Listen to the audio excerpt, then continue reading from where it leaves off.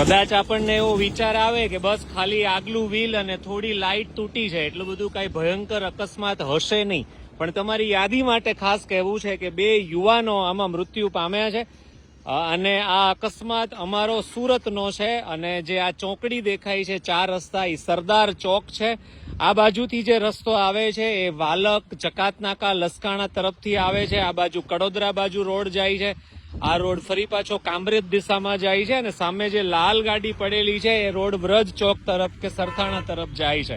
હવે આ 4 રસ્તા છે ને, ત્યાં આ લગભગ આ 2 યુવાનોને મેળવીને 6 મૃત્યુ થયા છે છેલ્લા 8 મહિનામાં. આપ અહીંયા દુકાન ચલાવતા લોકોને પૂછી શકો.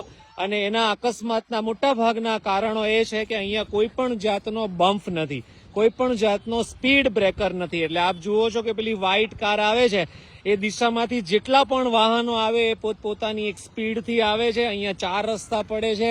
આ મોટું જંકશન છે અને 4 નહીં ને કદાચ એકવાર 8 રસ્તા કહીએ ને તો પણ ખોટું નથી. એ પ્રકારની આખી આ રચના છે. અને આ અકસ્માતની જાણ થતા વરાછામાં હીરાબાગ વિસ્તારના એક ઘનશ્યામભાઈ કરીને કોર્પોરેટર છે, એમને આપણે ફોન કર્યો વ્યવસ્થાના ભાગરૂપે. એમણે સરસ આપણને માહિતી અને માર્ગદર્શન આપ્યું અને અત્યારે તંત્રને, ટ્રાફિક વિભાગને અહીંયાનું લોકેશન, અહીંયાના ફોટા પાડીને આપણે મોકલાવ્યા છે. જાણ કરી છે આવનારા દિવસોમાં અહીંયા બમ્પ બનશે. જ્યાં લાલ ગાડી પહોંચી છે ત્યાં સ્પીડ બ્રેકર બનાવવા માટે આપણે કીધું છે. જે બાજુથી ટ્રક આવી રહ્યા છે એ બાજુ પણ આપણે સ્પીડ બ્રેકર બનાવવા માટેની રિક્વેસ્ટ કરી છે. અહીંયા 4 રોડમાંથી 2 રોડમાં સ્પીડ બ્રેકર છે, પણ આ મહત્વના જે 2 રોડ છે ને ત્યાં સ્પીડ બ્રેકર નથી. અહીંયા સ્પીડ બ્રેકર છે દાખલા તરીકે, પણ ત્યાં ખરેખર સ્પીડ બ્રેકર ઓછી જરૂરિયાત છે છતાં બી છે, કારણ કે અંદરનો ગામડાઓનો રોડ છે. ત્યાંથી તો લોકો બહુ ધીમી સ્પીડે અને સામાન્ય વાહનો આવે છે. પણ જે રોડ ઉપરથી હેવી લોડેડ વાહનો આવે છે અને અતિશય સ્પીડથી આવે છે ત્યાં કોઈ પણ પ્રકારનો સ્પીડ બ્રેકર નથી. એટલે સ્પીડ બ્રેકર બનાવવા માટે આપણે એક જાગૃતતાના ભાગરૂપે અનુરોધ કર્યો છે.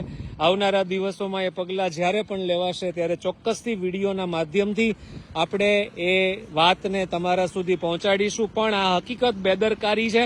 6 કે 8 લોકોના મૃત્યુ પછી સ્પીડ બ્રેકર બનાવવાનો વિચાર તંત્રને આવતો હોય તો એ ખરેખર બિલકુલ યોગ્ય નથી. આવી એક મહત્વની અને મોટી ચોકડી કે 4 રસ્તા પડતા હોય ત્યાં સ્પીડ બ્રેકર બનાવવો એ અતિ આવશ્યક છે. મૃત્યુ આંક દિવસે દિવસે અહીંયા વધતો જાય છે અને અકસ્માતનો આંક એનાથી પણ વધારે વધતો જાય છે. આ સ્થિતિ અમારા સરદાર ચોકની છે અને અમારા આ વિસ્તારના આ 4 રસ્તાની છે. આપ સૌની કોમેન્ટ કે વિચાર કે સૂચન એ આવકાર્ય છે કે આમાં હજુ વધારે ઝડપથી શું કરી શકાય અને કોને જાણ કરી શકાય. હમણાં આપણે એસએમસીમાં અને ટ્રાફિક વિભાગને જાણ કરી છે ઘનશ્યામભાઈના માર્ગદર્શન મુજબ. જોઈએ આવનારા દિવસોમાં શું થાય છે. ધન્યવાદ.